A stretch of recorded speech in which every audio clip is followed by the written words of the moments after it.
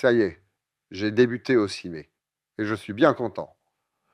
Quand je me suis amené au studio pour tourner, le trac me descendait le long des hanches. Moi, dont on dit souvent celui-là avec ses gros sabots, pour une fois, j'étais dans mes petits souliers. Là-bas, ils m'ont tout de suite tutoyé. Comme j'aime bien les gens familiers, je me suis senti en confiance. Au moment de commencer les prises de vue, j'étais quelque peu inquiet. Comment faire? J'avais très peur de provoquer les moqueries et les colibés de mes camarades. Je n'aime pas ça du tout.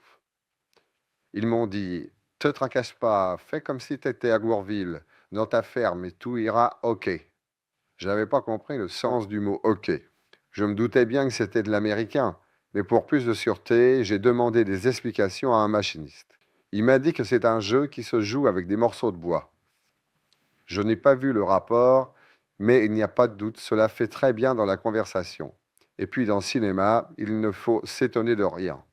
Fais comme à la ferme. Facile à dire. Il y avait au studio des tas de machines bizarres, des fils entortillés, des wagonnets avec des hommes en cache-nez perchés dessus, des phares braqués sous le nez, et tout le monde courait. On aurait dit qu'ils avaient un train à prendre.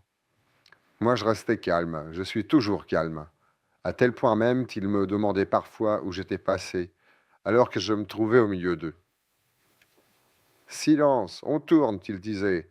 Bourville, magne-toi le train. Alors je faisais l'artiste. Une bien belle histoire, ce film. Ça s'appelle Pas si bête.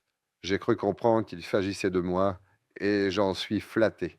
Dans le scénario, j'ai une belle cousine, Suzy Carrier, qui m'emmène chez mon oncle, un gars de la haute. Comme je suis de la campagne, je ne sais pas très bien me tenir et je fais des gaffes. Mais j'ai du bon sens. Pas si bête en somme. Et je sauve mon oncle des mains d'une femme vénale qui veut lui prendre son argent. Tout se termine par des mariages et je retourne à la ferme. Je ne sais pas encore si ça sera un film comique ou tragique. J'attends de l'avoir vu pour en juger. Mais j'ai un peu l'impression qu'ils m'ont fait faire vidéo là-dedans. Enfin, pour un début, il ne faut pas être trop difficile. J'ai eu la chance de tourner avec d'excellents camarades. Monsieur Berthommieux a été très gentil. Il n'est pas fier du tout, bien qu'il soit de la ville. Il n'est pas très grand, un peu gros, et il aime les plaisanteries. Il en a toujours des tas en réserve. Suzy Carrier, Yves Dognaud, Jacques Louvigny, Bernard Lancret, Albert Duvalex, autant de bons amis pour moi. J'étais un bleu du cinéma, mais ils ont tous été très OK, me donnant des conseils et me montrant ce qu'il fallait faire, avec la plus complète franchise. Mais alors, qu'est-ce qu'ils m'ont fait payer à boire? Ça s'arrose, qu'ils disaient comme ça. Total, un vrai déluge. On était comme chez soi, à la bonne franquette. Quand nous avions terminé les prises de vue, je faisais un peu le swing et je chantais des chansons pour amuser les machinistes. Alors, monsieur Berthommieux me prenait au cinéma sans me le dire.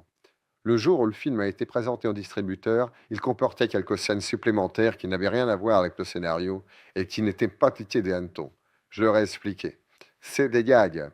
Et comme ils ont vu que je parlais américain, ils n'ont rien osé dire.